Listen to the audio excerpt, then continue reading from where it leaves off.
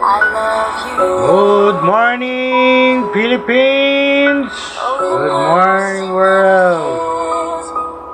Good morning, Metro Manila! Good morning, Metro Cebu! For more than 10,000 members in our Facebook group. Yay! Hallelujah! We have more than 10,000 members now in our Facebook group, and to our 10,000 followers in our TikTok, and of course to our 3,000 going and subscribers in our YouTube channel. And of course, we are aiming for 10,000 subscribers as well in our YouTube channel. So napapasalamat tayo sa Diyos. We praise the glory to God, and we are now on the process of communicating, sending messages to these 10,000 so that all of these 10,000 members in our Facebook group will be really active members in our Facebook group.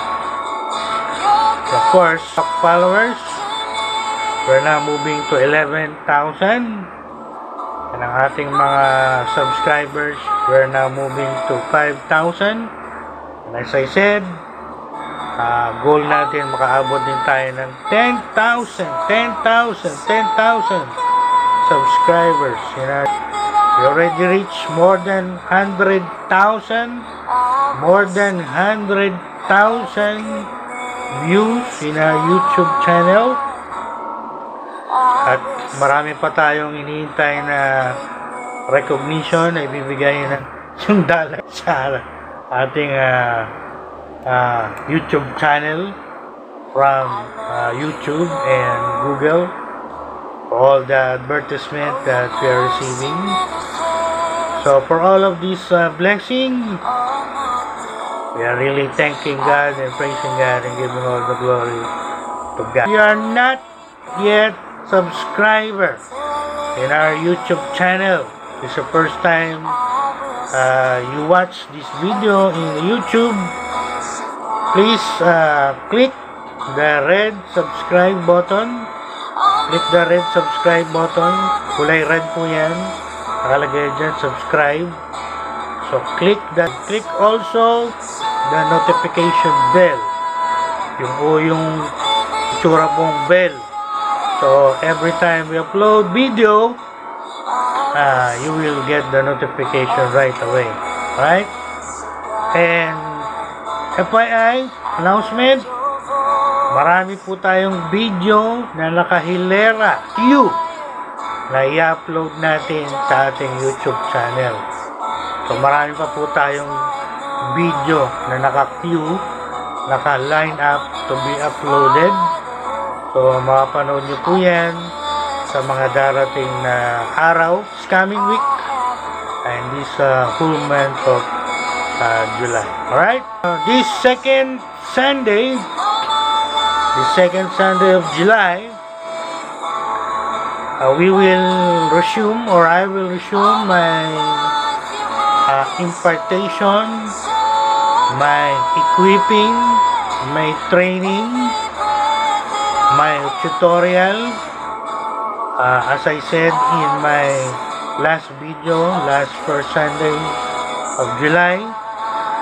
So magti-train tayo, mag-equip tayo ng maraming Christians in the Philippines and around the world on how to evangelize, how to make disciples, how to minister healing to the sick, how to minister deliverance in the deliverance ministry, at marami pa according to the leading of the Lord sa inyong lingkod. Alright? So ngayong umaga pong ito, again, welcome everyone. Ano man po ang inyong religion, whatever is your religion, whatever is your denomination, all of you are welcome this blessed Sunday morning, second Sunday, to our in-depth and life-changing study of the Word of God. Ibig po sabihin nito ay sa Tagalog. Again, I will speak in English and I will speak in Tagalog. Ako po yung nagsasalita ng English for our foreign viewers. At ako yung magsasalita din sa video, sa lahat ng aking video, sa Tagalog, para po sa ating mga kapwa Pilipino na nakakaunawa lamang ng Tagalog at hindi masyadong nakakaintindi ng English. Alright? Kaya yan po yung makikita nyo sa ating mga video. I am speaking in English, I am speaking in Tagalog. Alright? So again, muli, lahat po ay welcome sa ating malalim at tunay na magbabago ng buhay natin na pag-aaral ng salita ng Diyos sa pangalawang linggong ito ng buwan ng Hulyo, no? O yan po, Tagalog na Tagalog po yan. Alright? So, this morning, I have prepared another tutorial, another equipping, another training, another impartation. Ito po ay para sa lahat ng Christians, lahat ng pastors, lahat ng ministers in the Philippines, and even in many parts around the world. Alright?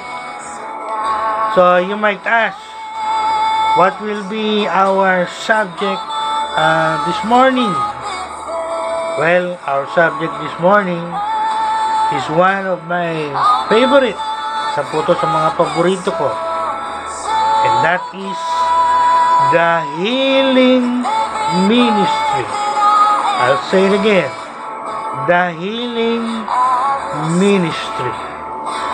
Yung pagmi-minister natin ng tinatawag na divine healing to those who are sick around us. So I will give a tutorial. I will equip Christians and ministers as well this morning on how you can minister divine healing to those who are sick in your churches, in your ministry, in your family, in your neighborhood, or those around you. So be ready. I want everyone to listen carefully, and if you have to unlearn something, unlearn it. Alright? You must have an open mind and an open heart. We call that teachable spirit. The main reason why I am felt led or compelled to make a video on how to minister healing to the sick. Because again, number one, many Christians don't believe in divine healing because of cessationism, belief or view that spiritual gifts like healing miracles ay nagtapos na ng panahon ng mga apostol. The second reason, they don't know how to minister healing. They don't practice this. They are not equipped. Wala silang training. Wala silang alam. Of course, hindi nila kayang gawin. Kaya usually, pagka merong may sakit na lumapit sa kanila, ang ginagawa nila, they will always refer them to doctors, medicines, and medical science. Now, before I go deeper, let's make it personalized. How about you? Ikaw po, ikaw na nakikinig, nanonood ngayon. Tanungin mo ang sarili mo. ask yourself, do you believe in what we call divine healing according to the Bible? Do you believe in it? And second, do you know how to minister it to the sick around you?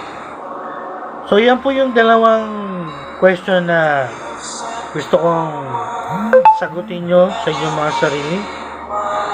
Una, naniniwala ba tayo sa tinatawag na divine healing? Again, ano po yung divine healing? Ito po yung nakalagay sa Mark chapter 16 verse 18. Sinabi to mismo ni Lord Jesus, "And these signs shall follow them that believe. They will lay hands on the sick, and the sick will be healed." Naniniwala po ba kayo doon sa sinabi ni Lord Jesus na yun? That sign will follow you if you believe. Ipapatong mo ang iyong kamay sa may sakit at yung may sakit gagaling. That's basically the idea of divine healing. And kung kayo naman po ay naniniwala dito, ang tanong, ginagawa niyo po ba to? Ibig sabihin, mini-minister niyo ba to? Nagpe-pray ba kayo sa may sakit? Nagle-lay ba kayo sa mga may sakit? Alam niyo ba ang inyong gagawin pagka mayroong may sakit na lumapit sa inyo? Alam niyo po, dito sa tutorial na gagawin natin ngayong umaga, ang application po nito, we can apply this in our family, in our ministry, in our church, in our neighborhood, and in many other places. So, makinig po kayo mabuti sapagkat this is really will give you a lot of blessing and a lot of benefits if you really understand at may apply nyo lahat ng ating ibibigay na tutorial or info sa tutorial na to, sa video nito. Alright? Now, let's go to the definition of divine healing. So, what is the meaning of divine healing? Kaya nang binanggit ko po kanina, ano po yung divine healing? So, it comes from two words, right? Divine and then healing. I'm just giving you simple definition or meaning. So, ibig sabihin, divine healing, it is a healing of the body of sickness and disease that comes directly, I say it again, directly from God, without the intervention or the help of medical science or medicine or doctors. So, kung tatagalogin po natin yan, divine healing meaning ito yung pagpapagaling sa katawan na may sakit, na itong pagpapagaling na ito nanggagaling direkta mismo sa Diyos mismo, na walang, take note wala pong ginagamit na doktor, walang ginagamit na gamot, walang ginagamit na medisina. Purely prayer and faith lang ang ginagawa ng minister at ng may sakit. And sooner or later, yung may sakit gumagaling. So, maliwanag po yan. That is a simple definition of divine healing I can give you. Now, you might react, hindi ba pwedeng pagsabayin, Bishop, yung prayer tsaka yung gamot? Well, technically speaking, strictly speaking, hindi po yan masasabi nating 100% divine healing. Kasi gumamit kayo ng gamot gumamit kayo ng doktor, gumamit kayo ng medical science. Divine healing is 100% healing coming from God. Ito po yung mga healing miracles na mababasa natin sa Bible at naririnig nating story ni Jesus Christ. Diba? Alam natin yung story ni Jesus Christ. Yung bulag, pinagaling niya, nakakita yung bulag. Pero yung bulag, hindi uminom ng gamot. Hindi nagpatingin sa doktor. At hindi nagpatulong sa medical science. Although, FYI po, for your information, nung panahon ni Lord Jesus, 1st century AD, existing na po at active na yung medical science. Alright? Kaya nga po si Dr. Luke, yung author ng Gospel ni Luke at Book of Acts, physician po yun, doctor of medicine po yun. So, that is a strong evidence that during the time of Christ, during even the 1st century AD, meron ng medical science, meron ng mga doctors, pero yung pong medical, yung pong divine healing na sinasabi ko dito at ginawa ni Lord, wala pong kasamang mga medicine yun, o wala pong mga kasamang mga doctors yun, o wala kasamang medical science yun.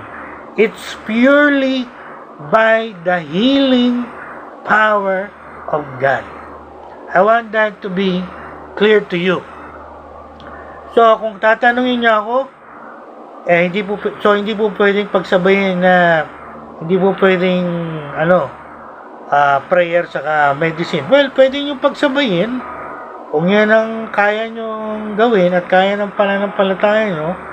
But what I'm saying here, if we apply or if we practice divine healing, this is purely healing of the body by the healing power of God. Again, take note, without intervention of medical science, medicine, or doctors. Gaya again, nung ginawa ni Lord Jesus, yung bulag, pinagaling niya, nakakita, pero hindi uminom ng gamot yun. Hindi tumulong yung mga doktor doon. Nakakita siya agad. Maging yung pipi, yung bingi, yung mga pilay, at yung mga kitongin, nalinis. Without them taking medicine, without them seeking help from medical doctors or medical science, many mistakenly think that divine healing is like faith healing. That is wrong. Divine healing is different from faith healing. Divine healing is different from faith healers. Ano po ba yung mga sinasabi nating faith healers? Sa Pilipinas, sa bansa natin, marami tayong alam na faith healers, Yung mga tinatawag natin mga quack doctors, yung mga albularyo, at yung mga kagaya niyan. Pagka may sakit ang isang bata, dadalhin sa albularyo, dadalhin sa nagtatawas, o sa mga tinatawag nilang faith healers, at they are claiming na after dalhin sa mga ganon, yung mga bata daw ay gumaling o gumaling. Well, again, iba po ang divine healing sa faith healing, sa mga faith healers. I will make a direct statement here right now, a bold statement, a frank statement, and bahala na po kayo kung sinong tamaan sa inyo dyan, Strictly speaking, faith healing, faith healers, gaya ng mga nabanggit ko kanina, mga albularyo, mga nagtatawas, at mga quack doctors, at mga witch doctors. Strictly speaking, yung mga yan po ay gumagamit, not the healing power of God. What they are using is the demonic power of Satan. Diretsahan po tayo. Real talk tayo. Straight talk tayo. Wala na tayong beating around the bush dito, no? We're gonna unmask the devil. We're gonna expose the works of Satan. At kung kayo po ay may sakit, I'm not recommending you or telling you to go to those faith healers or faith healing. I would rather recommend or tell you to seek divine healing from God, or you go to your doctor, to your medical science, or to medicine. Sa lahat po ng nabanggit ko kanina, divine healing, faith healing, medical science, natural healing, pwede ko pang i-recommenda yung dalawa yung medical science and natural healing. Pero yung faith healing, faith healers, frankly speaking, boldly speaking, I will not tell you to go to those kinds of healers, quote and unquote.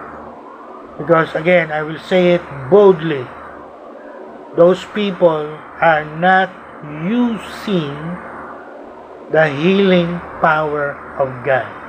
What they are using is the demonic, the occultic power of Satan. Although, pag tinanong mo yung mga yan, mga albularyo yan, yung mga nagtatawas na yan, yung mga witch doctors na yan, they will claim before your faces that they are using the power of God. But again, I'm telling you as God's servant right now, don't be deceived. Huwag tayong padaya, huwag tayong paloko. No? Ika nga nila, maraming naluloko ngayon. No? Manood na lang kayo ng mga news natin sa ating mga news, mga balita. Maraming naluloko. Bakit? Ako po agree dun sa kasabihan natin Maraming naluloko kasi nagpapaloko. Kung wala nga naman daw magpapaloko, wala yung mga manloloko na yan. No? Whether in spiritual realm or in the secular realm, marami pong deceivers. So before I leave this point, I'll say it again, don't be deceived. What I will recommend right now in this video, kung hindi kaya pa ng faith nyo, yung sinasabi ko po dito, tinuturo kong divine healing, hindi kaya pa ng faith nyo, wala pa kayo sa level ng faith na yun, I would rather recommend you, if you have the money, go to your doctors, seek medical science, take medicines prescribed by your doctors, not prescribed by anyone else. At kung kayo naman po ay walang pera at naniniwala kayo sa tinatawag na natural healing, baka magtanong kayo, ano po ba yung sinasabi mong natural healing, Dr. Lopez? Meron pong mga tinatawag na natural healing. For example, nung panahon na meron tayong dengue o yung COVID, no? Pagka bumaba yung platelet ng bata, so sabi nila, pumunta ka sa ganito, hanapin mo tong halaman na to, tong tawa-tawa, no? So ibig sabihin, what I'm saying is, pag sinabi natin yung natural healing, that is the use of herbal plants, no? Yung mga plants na sinasabi, pinapatunayan din ng ating mga doctors, ng ating mga sciences na nakakatulong para makapagpagaling. So, meron tayong mga option talaga sa mundong ito. You can go for divine healing. You can go for what I condemned kanina, faith healing by quack doctors or faith healers, or you can go to your doctor medical science, or you can go to natural healing. All I can say is lahat pong yan ginagamit ni Lord except, take note except yung kinondemn ko kanina. I'm condemning it with every fiber of my being because I know the truth. Yan po ay occultic, yung kinondemn ko kanina. Pag sinabi natin occultic, it's using the black power, the demonic power of Satan, not the healing power of God. Although, again, they may be claiming that their power is coming from God. Of course, di naman nila sasabihin sa iyo na, I'm healing you by the power of Satan. Of course, hindi nila sabihin sa iyo yan. Pero now you know, and I hope you believe what I just said. Alright? So, maliwanag po yung binigay ko ngayon. I just already gave you the definition of divine healing and the differences between divine healing, faith healing, medical science, and natural healing. Alright? Now, again, the focus of this video or tutorial is not faith healing, not medical science, not natural healing, but again, divine healing. We're talking, we are discussing, we're learning, we're studying about divine healing as it is written or recorded in the Holy Bible from the Old Testament up to the New Testament. Particularly, gaya na sinabi ko kanina, ito yung ginawa, ito yung paraan ng pagpapagaling na ginawa ni Lord Jesus during His time when He was here on earth as a human being, when He was incarnate, God in human form. What did He practice? Divine healing. Jesus Christ did not practice medical science. He was not a doctor of medicine. Hindi rin siya faith healer. Hindi rin siya naturalist doctor. What he practiced was divine healing. At yan po yung pag-aaralan natin. Best of the four is divine healing. Why? Simply because medical science, medical doctors are limited. Pag dumating na sila sa mga tinatawag nilang incurable sicknesses and diseases like cancer, AIDS, at iba pang nasa category nila na incurable, hindi na nila kaya yan. And even faith healing, mga quack doctors, I think they are also limited. And of course, natural healing is limited. But when it comes to divine healing, there is no limit. As we often say or declare, what doctors cannot do, what faith healers cannot heal, what natural healing cannot heal, Dr. Jesus, the Lord Jesus, can heal. That's why it is the best and the greatest. I've been practicing this divine healing for more than 3 decades now, since I started my ministry when I was a teenager.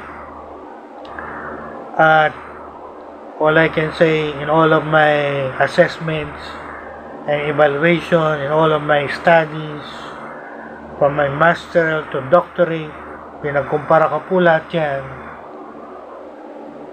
all I can conclude is the best, the greatest, the unlimited is divine healing. The healing that directly comes from God through His healing power. Wow! At yan ang ating pag-aaralan, how we can minister that to those sick, to the sick around you. Alright? And before I go further, I'll make a powerful statement. Ito po I'm quoting this, so I'm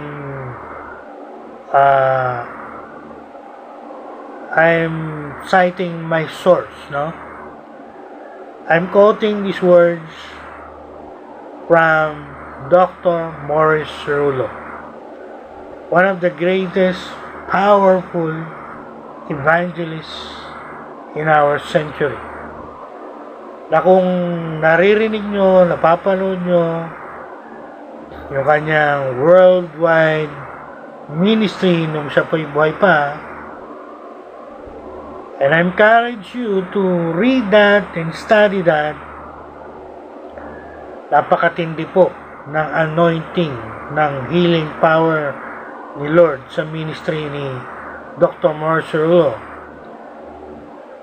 Siya po, pag nagpe-preach pa lang siya, hindi pa po siya nagpe-pray, hindi pa siya naglilay ng hands. Nagpe-preach pa lang siya. Yung mga nasa wheelchair ay tumatayo na at tumatakbo na. Marami pong video niyan, marami pong recordings niyan, maraming documented cases na ganyan. At yung crusade niya dito sa Pilipinas, nabasa ko, sa pag-aralan ko, matindi po yung nangyari. Yung mga buto na nagkabalo-baluktot, siguro nakakita na kayo ng mga tao na may mga balo-baluktot na ganyan, ano? When he came here in the Philippines and conducted his healing crusades, according to witnesses and the records of that crusade, yung pong mga yun, nag-unat ang kanilang mga buto. Pag narinig ng mga tao na yung mga buto ay nag-uunat at yung mga lumpo nagtayuan na nagtakbuhan, hindi lang po tumayo, tumakbo, they ran across the platform. At marami pang incurable diseases na categorized sa medical science na hindi kayang pagalingin. Yet during that miracle crusade, lahat sila gumaling, mighty by the power of God. Yan po yung sinasabi kong divine healing. Purely healing directly from God through His healing power. Again, inuulit-ulit po, without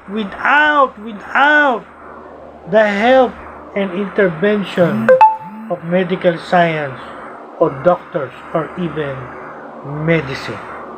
At ano po yung kinote kong words sa kanya sa sasabihin ko ngayon in this tutorial, on this video.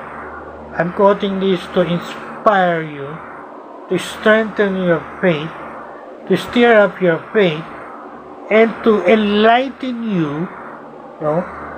Kaya na sinabi ko po kanina, maraming Christians, they don't believe in divine healing. Ayoko na magbanggit ng mga denomination.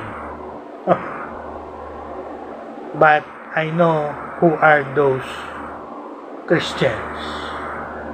And hindi lang they don't believe it, of course, they don't practice it. and they don't know how to do it. But again, I don't like that. I believe in divine healing, and I'm practicing it, and I have plans to continue it until the last day of my life, until the last breath of Dr. Bishop Lopez. No? Actually, the Lord is dealing with me noong karaang araw. Sa ako na po sasabihin, pero maraming dealing sa akin si Lord along this line. I will announce later on. So, these are the words that I quoted from him. I want everyone to listen. He said, again, this is coming from a mighty, mighty, mighty, powerful servant of God, who had a very, very powerful healing anointing or healing power. Na hindi mo na kinakailangan lumapit at pag-pray ka. Nagpipreach pa lang siya, gumagaling na yung mga may sakit. Wala pong ganyang evangelist na may record na ganyan. No? I think only Dr. Marcelolo have that kind of ministry. And I quote from him these words. He said, when we become aware of God's power, we will experience His power in our midst. Hindi po siya nagtapos doon. He said, we will see the blind eyes opened, the crippled walking out of their wheelchair, even the dead raised from their graves or coffin. The deaf ears will be open. And I like this. All types, every kind of sickness, every kind of disease will be healed. Did you hear that? Did you understand that? Naintindihan niyo po ba yun? Tatagalogin ko po. Ang sinabi po nitong napaka-tindi at napaka-makapangyarihang lingkod na ito ng Diyos na nasa glory na ni Lord sa heaven. Ang sabi niya, pagka tayo ay aware or conscious sa healing power of God, ma-experience natin ito sa ating mga katawan at makikita natin yung bulag makakakita, yung bingi makakarinig, yung pipi magsasalita, yung mga lumpo at pilay maglalakad at lahat ng sakit gagaling. Wow! Isn't it that great? Sabi ng mga kalo, isn't it that great? Maybe I think I would share this also. Kasi in the past months or past days, I'm reading and I'm hearing a lot of criticism, accusations against God's servants who are being used by God in the healing ministry. Ano pong ibig mong sabihin, Bishop o Dr. Lopez? Noong po mga nakaraan, marami akong naririnig, marami akong nababasa, maraming tao inaakusahan or kinikriticize pa yung mga lingkod ng Diyos na ginamit niya at ginagamit niya sa healing ministry. At ano po ang kanilang accusation or criticism? In effect, they were saying na they are expecting you na kung ikaw ay ginamit ni Lord o ginagamit ni Lord sa healing ministry, para bagang ang expectation nila sa iyo, hindi ka na magkakasakit. Hindi ka na magkakaroon ng karamdaman. No? Ganyan ang accusation at criticism ng iba, no? I've been reading and hearing a lot of that lately. Many are accusing and even criticizing Benny Hinn, Morris Cerullo, even Dr. Kenneth Hagin, at iba pang mga kilalang ginamit ni Lord in a powerful healing ministry. Pagka nabalitaan nila, narinig nila na may sakit o nagkasakit itong mga taong nabanggit, they will criticize and they will accuse them and they will say, di ba ginamit sila ni Lord sa healing ministry? They had a powerful healing ministry. How come they are sick now? And there is their problem. Their problem, no? Yan po yung mga salita, mga criticism, mga akusasyon. Siguro all I can say, mga taong hindi nakakaintindi.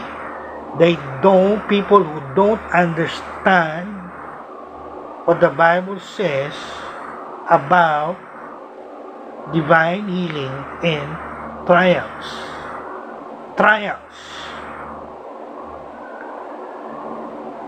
This is my answer to that. Ito po ay bunga ng aking pag-aaral at pagre-research. I made my own research, my own personal study. Because as you know, Dr. Lopez, I have a worldwide healing ministry. We have many documented cases of many people being healed. Yung iba po dyan, may mga medical documents.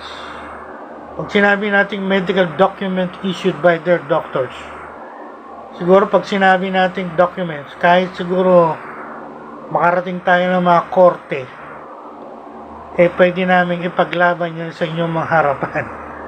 Now we have that documentary evidence proving that these people were healed.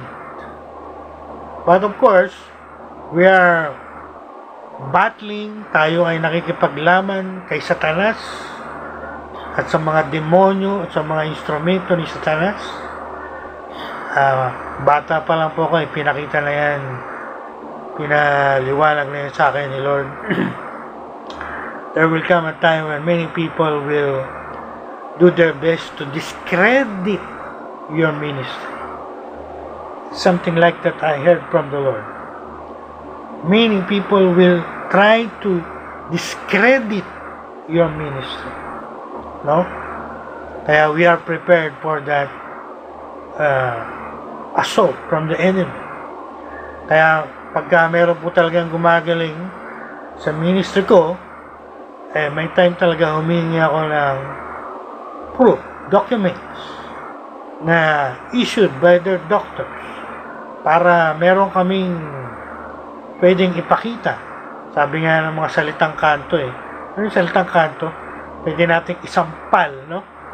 Pwede nating isampal sa mukha ni Satanas at sa mukha ng mga instrumento ni Satanas who will try to discredit us. So we have that documentary evidence, proof na many people were healed in our ministry.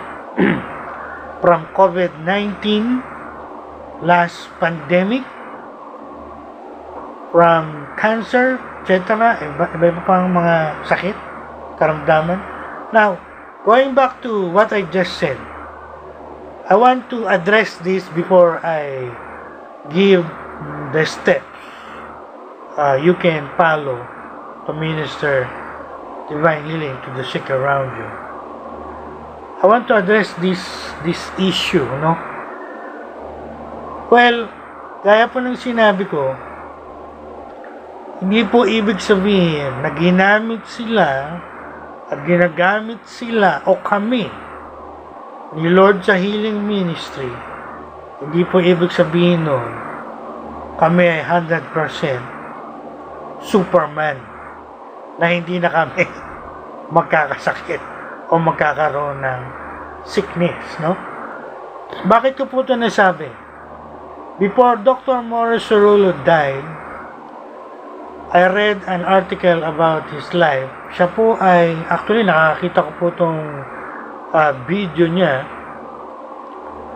Come to think about it. Nakikinig po ba kayo? Makinig kayo. Listen. And understand what I'm saying. Dr. Morris Cerullo, before he died, before the Lord brought him to heaven, did you know that he had a painful disease called vasculitis,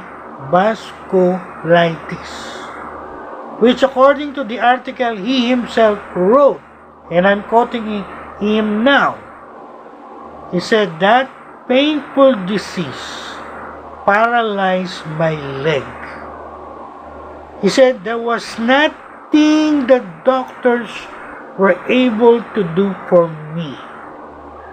But praise God, this is his outstanding testimony before the Lord take him home. He said, praise to God. In Matthew 19:26, it is written, with this thing is impossible with men, but with God all things are possible. And to make the long story short, you know what happened? I saw him showing that leg in the video, kaya I can really share this to you with authority and credibility. Yung pong legs niya, I think from below his knee, ano po yan, walang laman, no? Parang nawalan ng laman, parang merong malaking sugat o butas na walang laman at malaki yan, no? Halos siguro lumabas na yung buto. Pero you know what? When the Lord Jesus Christ healed him miraculously through divine healing, you know what happened? He himself showed that leg in the video. Yung video po na yun, nagpapakita ng kanyang legs. Yung legs niya, meron ng buong laman at skin. At yung nandun kung titingnan nyo, parang baby skin. Wow! Praise God! Glory to God! See? Ang pinapakita dun, that God is a healing God. And He heals His servant. Amen? What the Lord said to my mind, sabi ni Lord, bakit si Morris Cerullo na lingkod ko ay nagkaroon ng ganong karamdaman? Pero nung huli, nakatanggap ng matinding miracle. At now, he did another series of miracle crusades around the world before he went to heaven to be with the Lord forever. Bakit nangyari yun? At bakit maraming servant si Lord na nasa healing ministry nagkasakit? Are we supermen? Are we exempted to that? Does it mean our ministry is discredited? Pipray ka sa may sakit tapos ka may sakit. Yun yung magsalita yung mga tao. Nagpipray sila sa may sakit. Yan ang mga salita nyo Nagpipray sila sa mga may sakit. Gumagaling yung mga may sakit. Ngayon, sila yung may sakit. Mga kapatid, all I can say to you is, for me, based on what the Lord taught me about this, Isa lang ang dumating sa akin. Ang sabi ni Lord, that is only a trial. A trial. It's only a trial, a test of your faith. So whatever is happening to my body, I'm not looking on it, frankly speaking, because I'm getting supernatural info from the Lord. Kaya nung naliwanagan ako, na-enlightened ako, I said, yes, Lord. I will take it as a test, as a trial of my faith. Like what Morris Cerullo experienced. And I'm believing in the future, I will experience the same thing. You know what I mean? So, sa mga accuser dyan, sa mga criticizer dyan, again, isa lang po sinasabi namin, be careful what you're speaking against the anointed of God. Pasalamat kayo ngayon, wala pa kayong nararanasang judgment or punishment. Pero if you continue speaking against God's anointed, I'm telling you, one day, you will experience what you deserve for speaking against God's anointed. Kung sila po ay may nagkasakit o may struggle physically ngayon, huwag nyo silang i-criticize. Huwag nyo silang i-accuse of something. Hindi nyo alam what is the complete picture of what is happening in their lives. You never know. Para kayong kagaya ni mga friends ni Job. Isip nyo, nagkasakit si Job kasi mayroong secret sin. When in fact, he was just going through a trial. Minsan kasi mabilis tayong judgmental tayo, you know? Again, before I leave this point, the Lord inspired me to speak and clarify this thing. I want it to be clarified to everyone who will watch and hear this video or this teaching. Pagka sila po ay nagkasakit o nagkakaroon ng struggle physically, huwag kayong mag-judge agad. Pag-pray nyo sila, hindi nyo alam baka sila ay tinitest lang ni Lord. For a greater healing ministry, gaya ng ginawa niya kay Dr. Marshall. That's what I believe. Huh? So again, I'm going to leave this point. At sa mga nag-criticize at nag-accuse dyan, all I can say, sabi nga ni Apostle Paul, don't be wise in your own conceit. No? Kala nyo, tama kayo. Hindi nyo alam. 100% kayong mali. At sino ba kayo? Kayo ba ang Diyos? Kayo ba ang Diyos ng mga lingkod ng Diyos na ito? Kayo ba ang nagkikipag-deal sa mga kanila, sa amin? O hindi ba ang Diyos na gumagamit sa amin sa healing ministry? Alright. So, I think I have spoken a lot and enough about this matter. And I'm closing it. So, sa lahat ng magtatanong, sinabi ko na po yung sagot.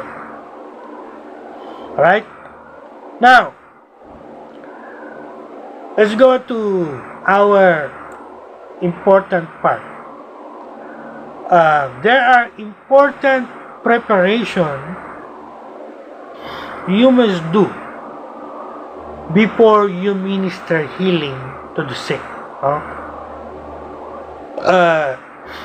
It includes preparing yourself as a channel of God's healing power, Also preparing the person, yung may sakit, to whom you're going to minister.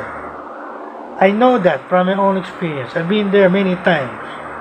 I've seen many miracles, I've seen many healings, I've seen a lot of times the strong anointing, the strong healing power of God was manifested in my services.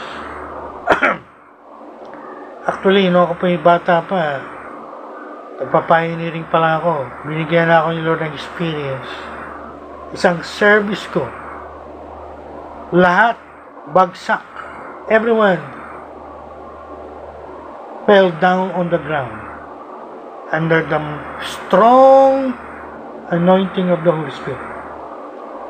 Wala pong nakatayo kundi ako lang at yung isang babaeng umattend na buntis. Pero lahat ng umattend, lahat ng present sa service, all of them are down on the floor. Many of them are weeping, many of them are, their bodies are moving uncontrollably. The Holy Spirit was moving mightily. And I know what it is to have a strong anointing of the Spirit of God. Sometimes it is very strong. Malayo pa lang yung kamay ko, bumabagsak na yung tao bago ko lapitan. And you can see that for yourself, no? If you don't believe Bishop Lovis, Dr. Lovis, go to my YouTube channel and watch those videos. Actually, nag-create na kami ng mga playlists para madali nyong makita yung mga sinasabi kong video na yan. And one thing I'm sure, kung kayo ay sa Diyos, the Lord will speak to your heart. And the Lord will tell you, yan pinapanood mo, lingkod ko yan. That is my anointed servant. Alright? So, bibigyan lang po ko ng ilang tips sa mga gustong mag-pray, mag-minister sa mga may sakit. Una, siyempre, pagka mag-minister kayo sa mga may sakit, unahin natin yung tao na may sakit na pag-ministerihan nyo. Siyempre, number one, you must encourage the person to go in faith, believing.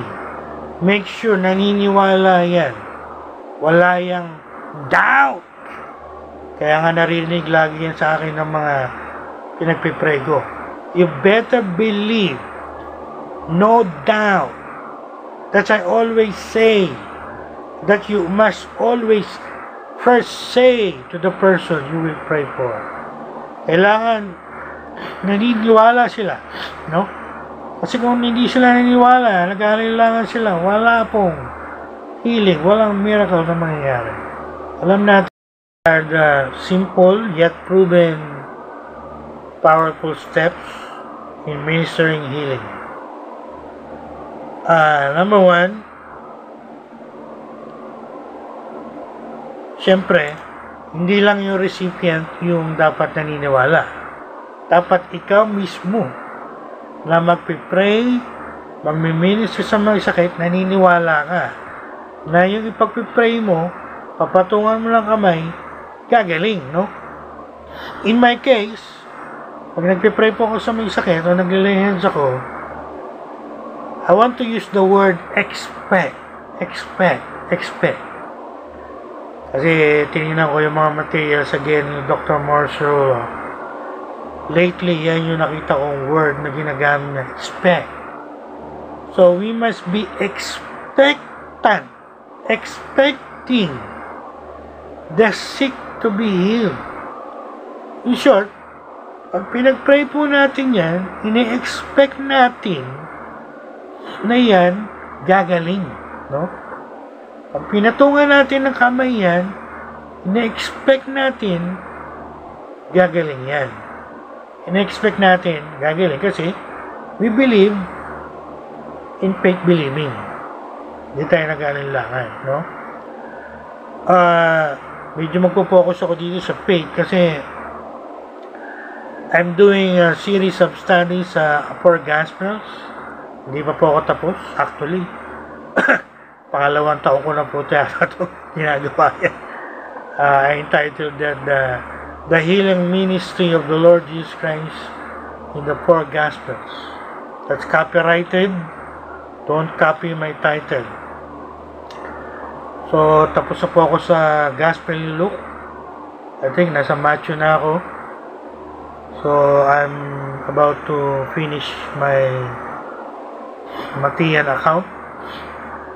Then I will go to Mark. Last, I will go to the Gospel of John. And you know what? In all of my studies, isa lang ang lagi kong nakikita. Sabihin na natin, what is the number one requirement, prerequisite for divine healing? Na lagi ring sinasabi mismo ni Lord sa kanyang mga pinagaling. You know what? You know what is that?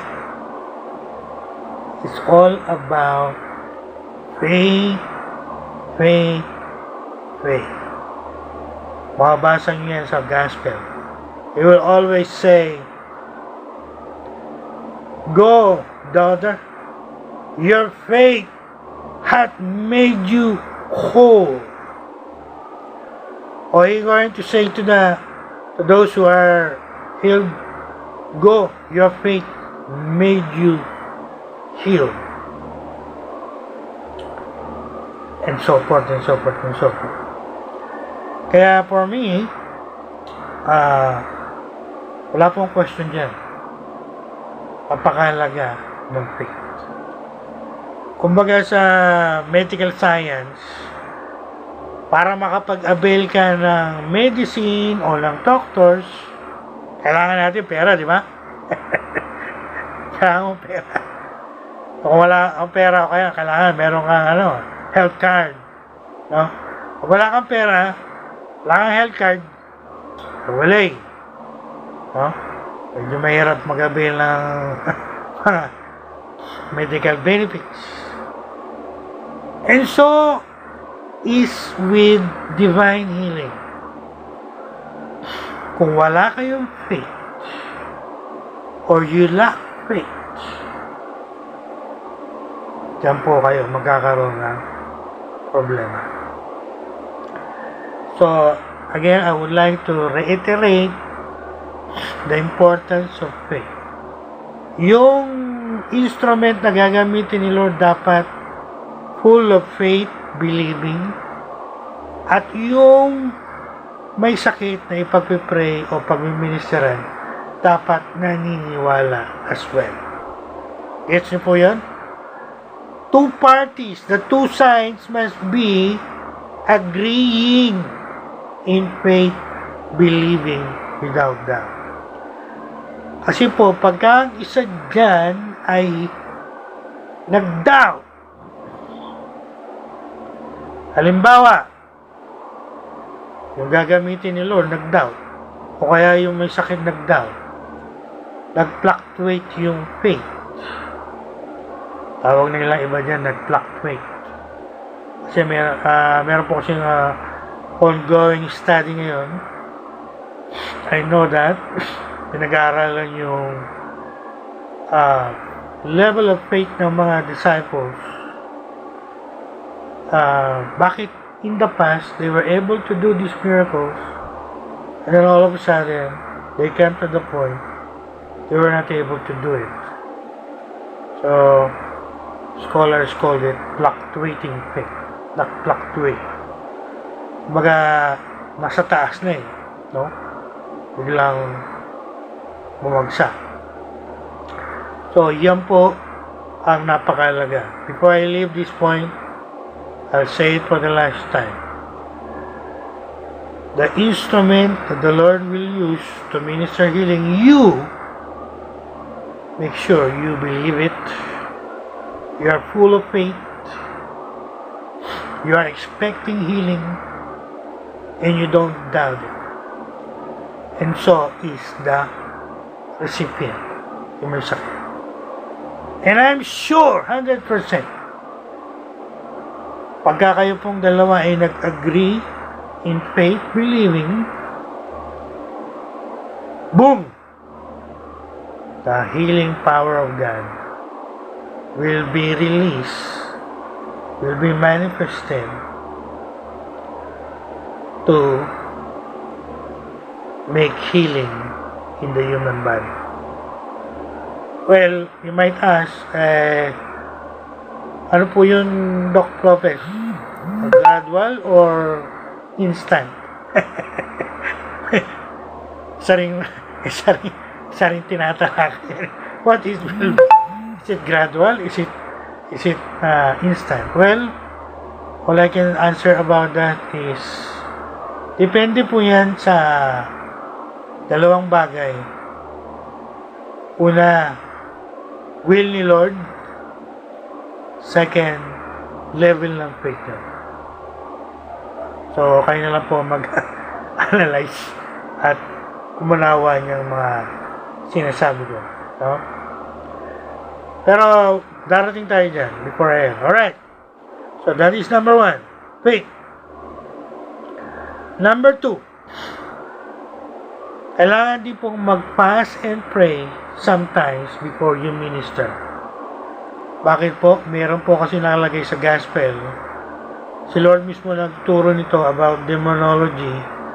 He said, there are certain kind of affliction or demonic spirits that can go out only when you are fasting. I think yan po yung mga mahirap na cases ng healing and deliverance. Ibig sabihin yan yung mga tagal mo nang pinagpipray, oh? Para bagang hindi gumagaling at pabalik-balik. And you might suspect that there is a demonic spirit involved. Pag ganyan po ang case, I would recommend ikaw na minister o ikaw na instrument ni Lord, mag-fast ka.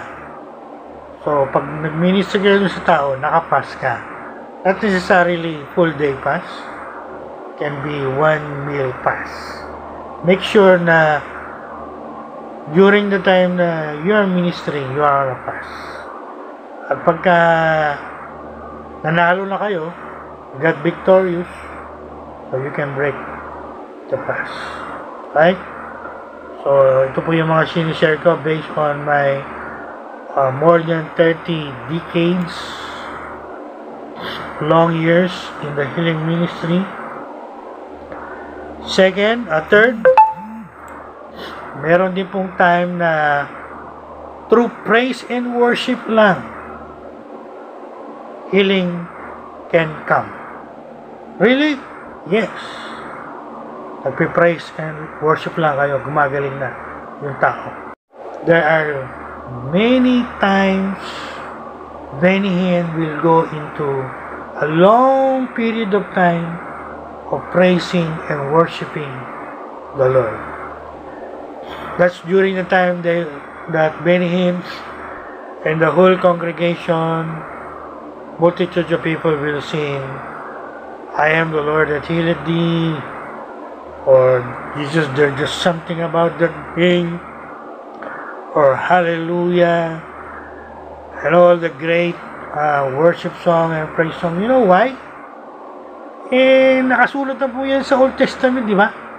What is that principle? God inhabits the praises of His people. Meaning, the presence of God is coming down. Especially when we become united in praise and worship. Alala niyo po yung temple dedication during the time ni King Solomon, when the temple was dedicated sa 2 Chronicles. Ano sabi doon? Kwento ko na lang sa inyo. Sabi doon, when the singers and the instrument players and the congregation present inside the temple become one, united in praising the Lord, what happened? Di ba yung Shekinah, the glory cloud come into inside the temple and filled the temple, sabi doon, that so that the priests could not minister because of the glory cloud. And what is the glory cloud? Hindi ba yan sinisimbolize? It symbolizes the presence of God. In short, when we are praising the Lord, and we are really praising and worshiping Him, I'm talking about true praise and worship. I'm talking about from the heart. I'm not talking about the common that you see in your churches. Well, I'm not referring to that. I'm referring to a very deep praise and worship time na I myself experienced when I was in Olongapo back in 1990s. So powerful that I heard the audible voice of the Lord Jesus Christ in that unforgettable praise and worship service. Wow! Take note, this will challenge your theology. No? Hindi po kami nagsiservice noon. Hindi po yung Sunday service. Hindi po yung prayer meeting. Hindi po yung teaching. Wala pong sharing of Word of God doon. It was a purely praise and worship service. We had that kind of service back then in 1990s. Doon po sa First Full Gospel Church where I was converted. Doon ako nakakilala kay Lord. May mga time na we just do praise and worship time. Just to praise and worship the Lord. Nothing more. Nothing less. Just to feel and enjoy His presence. Is biblical po ba yun? Yes! One day, nakita ko na sa Bible yan. O, tatanungin nyo, saan po yung Dr. Lopez makikita? Sahin nyo sa Acts 13:1. Acts 13:1. Sabi doon, they fasted and ministered to the Lord. You know what's the meaning of ministered to the Lord in the Greek? Simply means they simply praise and worship the Lord in fasting. And what happened? The Holy Spirit spoke in an audible voice and said to them, separate to me Barnabas and Saul for the work that I called them. Bakit may mga ganong supernatural manifestation? Simply because there was the presence of God brought about by our heartfelt, deep praise and worship. So you're saying, Dr. Lopez, kahit hindi kami mag-pray, may time, praise and worship pa lang, pwede na gumaling ang may sakit? My answer is, yes. Of course, depending on the move of the Holy Spirit during that time. Remember 1 Corinthians chapter 12. He gave gifts according to His will. Kaninong will yung tinutukoy doon? Isn't it the will of the Holy Spirit? If the Father have will, and the Lord Jesus Christ have will, sa inyong hindi nakapag-aral ng pneumatology, or you're not familiar about the Holy Spirit has will also. At pag pinag-aralan yung spiritual gifts, 12, 13, 14, 1 Corinthians, maliwanag dyan. He gave gifts, He offered the gifts according to His will. According to the will of the Holy Spirit according to what He wants to do in that time, during that time. Alright? So again, don't limit God, ha? Sinasabi nila, don't put God in a box. Can't limit God. He can do whatever He wants. At alam ko yan. Sinasabi natin mga Pentecostal, Charismatic, as the Holy Spirit leads, and when the Holy Spirit begins moving, walay ka na, no? You have to surrender to what the Holy Spirit wants to do according to His will in that service. So, sa mga ministers dyan, I pray to God na iintindihan nyo to mga pinagsasabi ko dito, no? Baka minister lang kayo ng minister dyan, pastor lang kayo ng mga pastor ng mga churches nyo at hindi nyo naiintindihan to mga pinagsasabi ko. Kailangan nyo pang mag-grow sa inyong mga ministry. Kaya nila, marami pa kayong kanin nakakainin. Huwag kayong magkaroon ng attitude, whether you're a minister or a Christian, na you know it all attitude. That's bad. Kami nga, doctorate degree na eh. Wala kaming attitude na know it all attitude. Alala ko sinabi ng professor ko eh.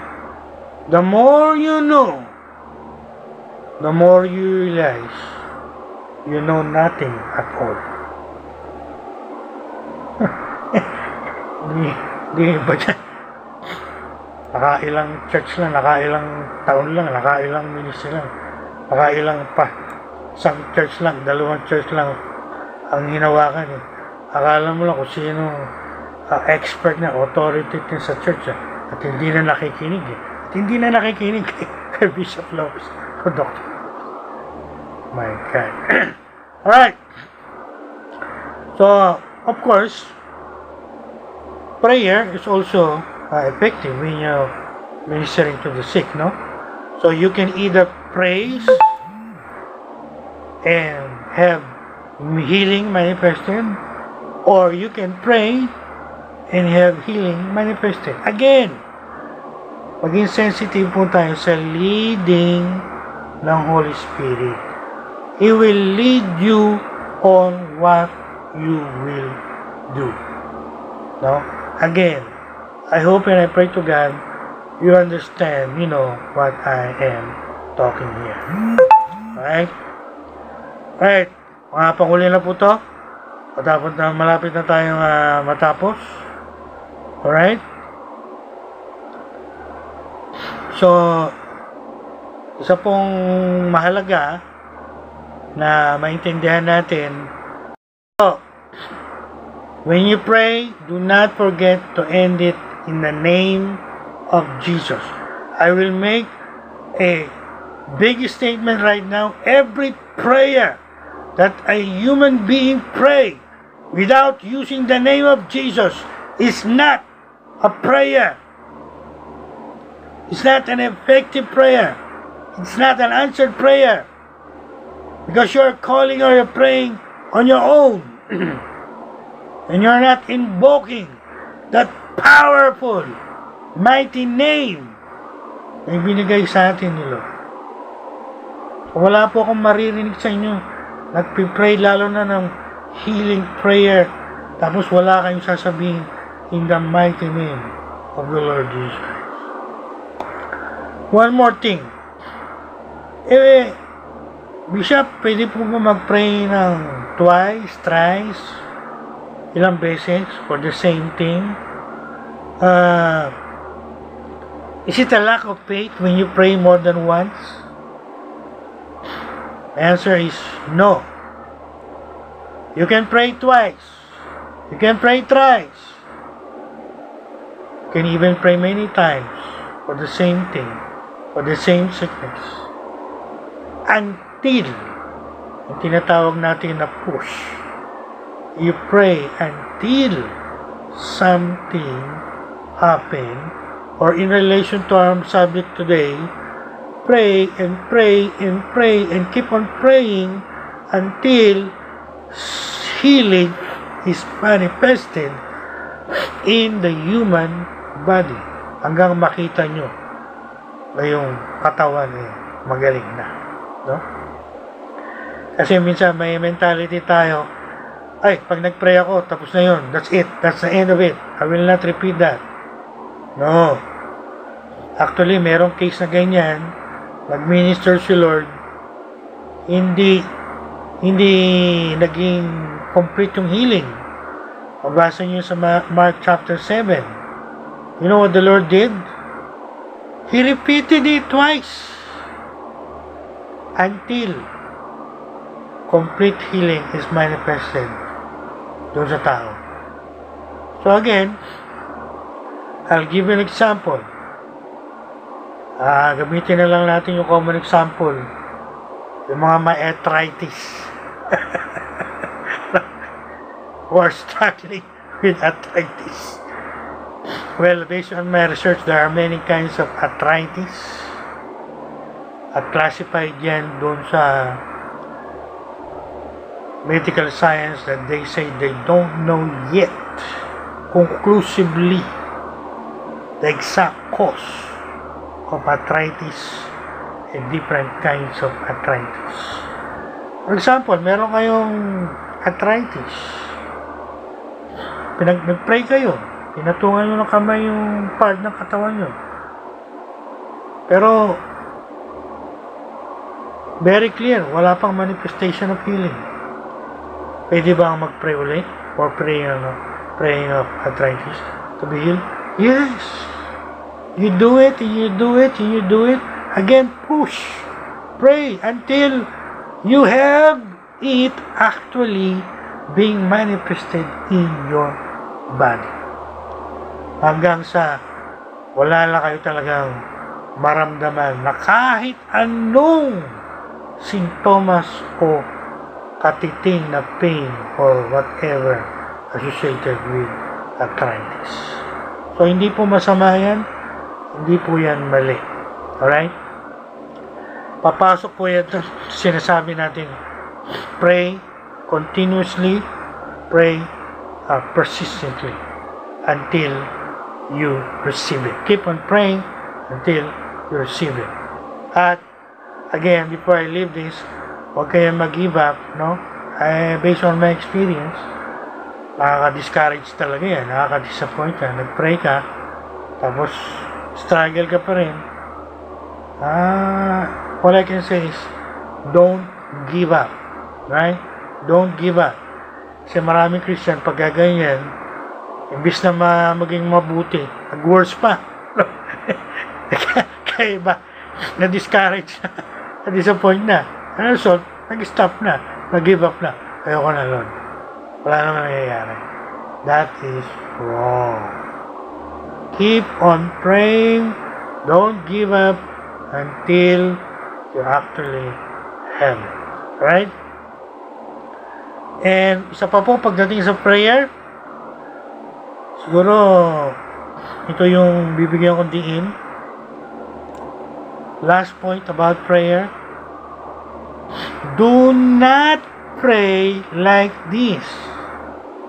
Yung iba ganitong prayer eh.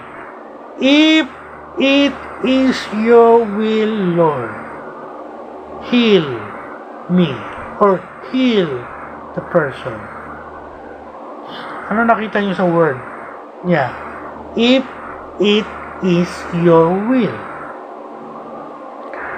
Well, to clarify everything once and for all, I'll make this statement, whether you accept it or not, whether you believe it or not. All I can say is, it is God's will for the sick to be healed. So you don't ask in prayer, Lord, if it is your will. Frankly speaking, wrong prayer. Don't pray like that. All I can say is when you pray like this. Lord, heal me. Heal this according to your will. In your will is for the sickness to be healed. Alright? And one more thing, let's do specific prayers, no? Kaya pagka mayroon po nagsisend sa akin ng mga prayer requests, pag general yung sinin, talagang nag-uurira ako. Tinatanong ko talaga, tell me the specific sickness. Minsan sinasabi ko pa, the specific sickness according to what the doctor said. So, hindi tayo nag-speculate. Alam natin, based sa check-up ng tao, kung ano yung specific sickness. Kasi, pag nag-pray kayo na general, hindi po namin nire-recommend yan. Biblical yung specific. Kung heart disease yan, banggitin nyo, I pray that you will heal that heart disease. Hindi yung general, Lord, please, pray him. In Jesus' name, amen. No. Call out the specific sickness. If it is arthritis, arthritis. If you can narrow it down, what kind of arthritis? Osteoarthritis? Say it. Pray, Lord, you heal that osteoarthritis. Or you heal that coronary heart disease. Or you pray, you heal, Lord, this level 4 diabetes, level 4 cancer. Get the point? That is specific prayers. Yan po yung nakalagay sa Bible. And I think that is the effective prayer. And of course, pagka gumaling po kayo, o gumaling yung pinagpipray nyo, last point, don't forget to thank God, praise Him, give Him all the glory. Right? So, beloved, napakahalaga nitong pinag-aaralan natin. No? Mamaya, in my conclusion or application or summary, I'll give to you the practical application. Well, meron pa pala akong 2 points dito. Follow up, pagka gumaling kayo, yes, pagpasalamat kayo kay Lord. Remember the 10 lepers? Ayaw ni Lord yung pinagaling kayo, tapos hindi man kayo nagpapasalamat. Kahit man lang sabihin nyo, thank you Lord Jesus for healing my arthritis. I give you praise for healing my arthritis. And follow up, siyempre kailangan natin follow up yung mga gumaling. Kung kayo nag-pray, kunin yung address, bisitahin nyo for follow up. So, beloved, there are many reasons why Christians, why you must believe in divine healing. Yung pong binanggit ko kanina, cessationism, hindi po yan biblically correct. There are many ongoing spiritual phenomena, we call that, in the seminary and in Harvard Divinity School. At may mga current studies po ngayon na nagre-refute strongly sa view na yan ng cessationists, na pinapakita sa atin, pinapatunayan sa atin sa panahon natin ngayon, gifts of the Holy Spirit, like gifts of healing, miracles, are available and active today because we are living and serving the God of miracles. Huwag po tayo kagaya ni sinasabi ni Nora, wala lang mga himala. That's, for me, frankly speaking, that's foolishness. If you believe in God and you believe God is Almighty, hindi ba logical lang to think na He can still do and doing miracles? When you say He's not doing miracles and healings anymore, it's like saying the God that you believe is no longer active in doing something. Again, I condemn that. And practically speaking, that is wrong doctrine. Paano nyo nga mararanasan? How can you experience the fullness of the Holy Spirit and the power of God if you don't believe in those things na sinasabi ng Bible? Ayoko lang magbanggit ng mga denomination at mga churches dito. Pero alam nyo na, you know, kung sino kayo ang mga tinutukoy ko. Whereas many churches and many fellowships today are praying for the sick, laying their hands on the sick. Even doctors confirming those sick are healed. And how come you're saying it's all over already? That's foolishness. I would rather tell you frankly right now to repent of it. Because you're limiting the move of God in your churches and in your ministry. Kaya po nang sinabi ko nung unang video ko, how to share the gospel with power, I'll say it again. As for me, and my ministry, and my future church, I believe it and we believe it, and we're gonna act on it and we're gonna practice it, and we're gonna train and equip many ministers and many Christians who will listen to us to be equipped to minister healing, divine healing to the sick. Marami pong tao ngayon may sakit, no? Kung nakabisita kayo sa mga hospital, I've been there before.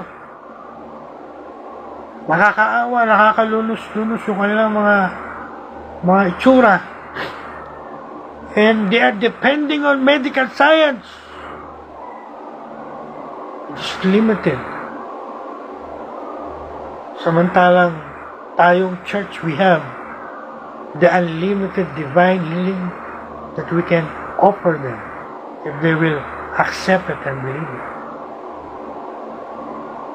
I'm very active pagdating po dito, kaya marami akong question na nare-receive. Actually, here in the Philippines and even abroad, meron pa nga nagpadala sa akin ng question eh. So, you believe in divine healing, Dr. Lopez. Can you tell me how you gonna do that in many hospitals? Can you tell me how we gonna do it in many hospitals? Well, hindi ko po sasabihin sa inyo kung ano sinagot ko. All I can say is, as born-again, Spirit-filled Christians, we have the dunamis power of God in us, the healing power of God, that we can minister to the sick. Right? So, I will make a confession right now. I want everyone to make this declaration of faith out loud.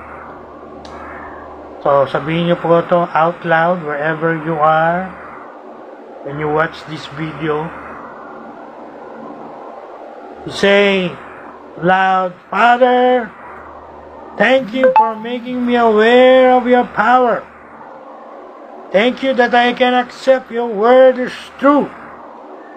And if you say you will do something, you will do it. I will walk in that light, believing there are no hopeless situations. I believe through the power of the Holy Spirit in me, in my life. I can do it. I can minister and I will minister healing to the sick around me. In your mighty name, in Jesus' mighty name. Amen. Right?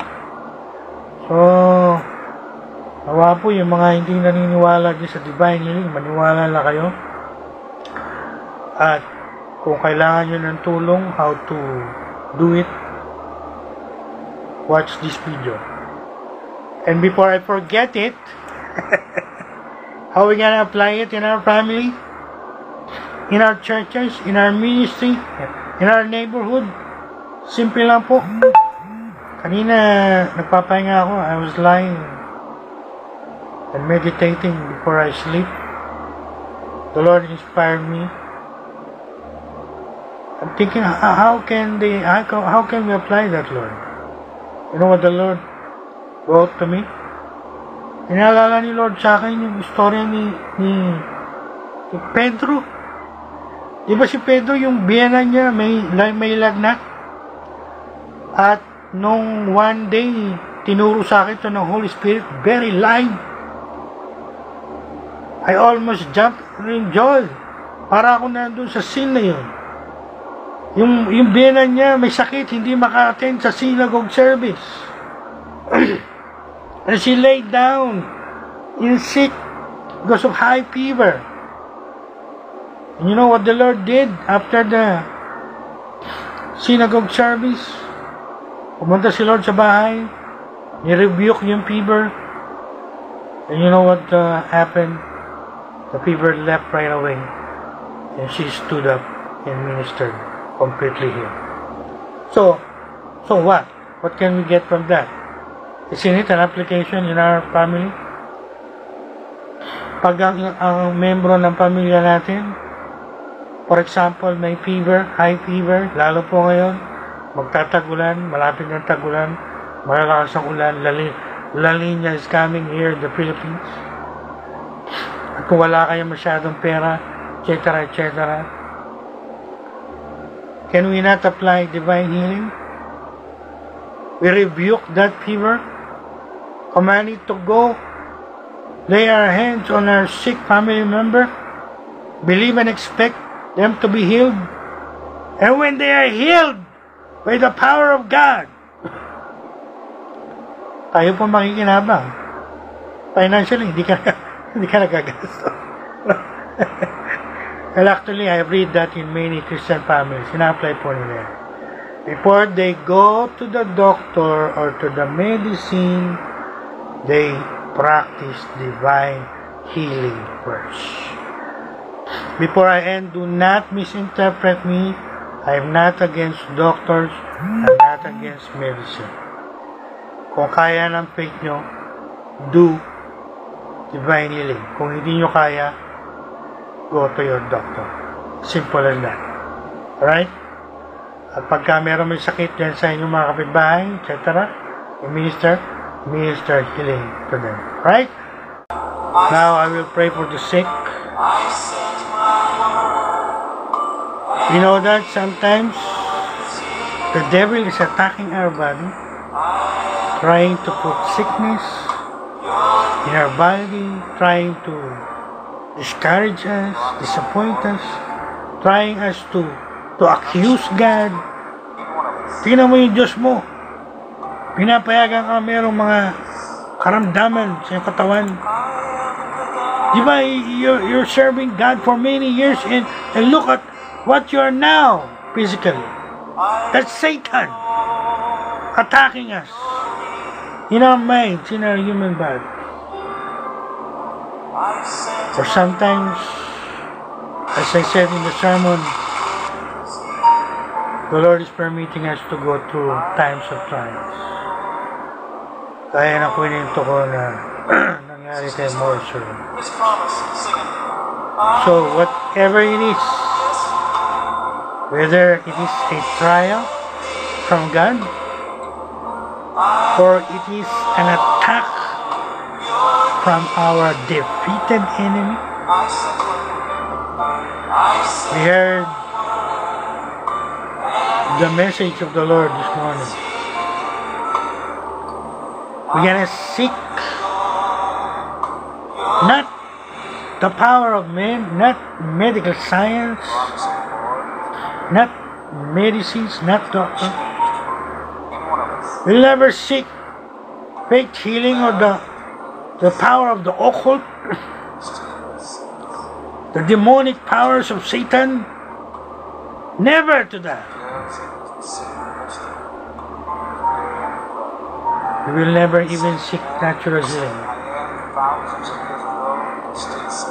But we're gonna seek is God's mighty healing power. Right now, the Lord gave me a thought.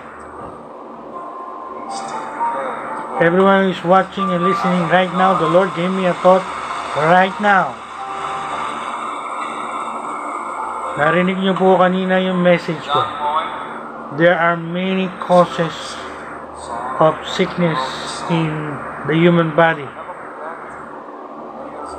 Can be spiritual, sin, can be mental, can be demonic, can be emotional. Meron tayong taong kinapuputan, kinamumuhian. We're not releasing him or her in forgiveness, or there is some demonic activity, influence we have allowed in our lives in the past, right now is affecting our body physically. That's the thought that the Lord put in my mind right now. So I want everyone watching this video right now. I think the Lord is speaking to you. Do a self-examination. Now, if you are experiencing sickness or disease, or you have struggled physically, it comes on and comes, it goes and it comes, it comes and then it goes and it comes and then it goes. It's time for you to apply the message. Ask the Lord for His help, so you can discern what is the cause of this struggle in my body. Kung mayroong pinapakita si Lord na sin, dapat niyong i-confess, i-repent, or secret sins. You need to confess or you need to repent or ask forgiveness. Do it now. Or if you are harboring hatred or unforgiveness against anyone, and you cannot forgive it, it's time for you to release the person now. It can be our first step to our complete healing. Now, I'm talking to everyone right now who is watching this video and listening to this video. I can claim it is not me, it is the Lord. So you do self-examination, you do discernment, so we can effectively deal with the source of our sickness, or our disease, or what is going on in our body. And right now, I want you to agree with me. Agree with me in faith believing, no doubt. You agree with everything that we have studied from the Word of God? We will practice. We will apply divine healing right now. Sa lahat po ng may sakit right now, nanonood at nakikinig ng medium ito, I want you to iunat nyo ang inyong kanang kamay sa screen ng gadget na inyong ginagamit. whether it's cell phone, laptop, computer, whatever gadget you're using, you stretch your right hand toward that, and then you lay your left hand on that part of your body na kailangan ng healing. Right? Whatever it is, wherever it is. I gotta pray the prayer of healing right now. Lord Jesus. Lord Jesus. Lord Jesus, Lord Jesus. You are the greatest healer, Lord. You're still the same. Yesterday, today, and forever. And as the song says, you are the Lord, our Jehovah Rapha, who heals our sickness, who heals our body. Lord, I pray right now for divine healing, instant, complete divine healing for every sickness, every disease na nakikita mo in our body. Whether it is arthritis, osteoarthritis, diabetes, level 4 diabetes, level 4, level 3, level 2, level 1 diabetes, heart disease, abnormal blood pressure, kidney, brain damage, bone damage, on the knees, on the feet, on the legs. Lord, I pray every sickness and every disease. I pray right now and I demand right now,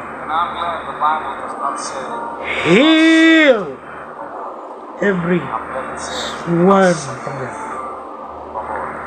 Heal every one of us. Heal everyone of that sickness and disease. In Jesus' mighty name.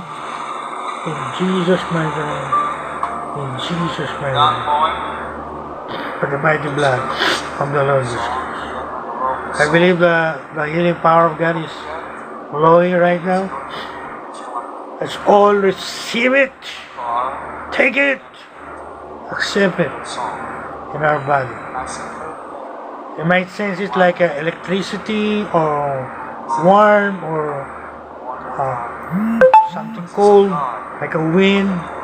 Whatever you feel in your body, that's the power of God. And thank God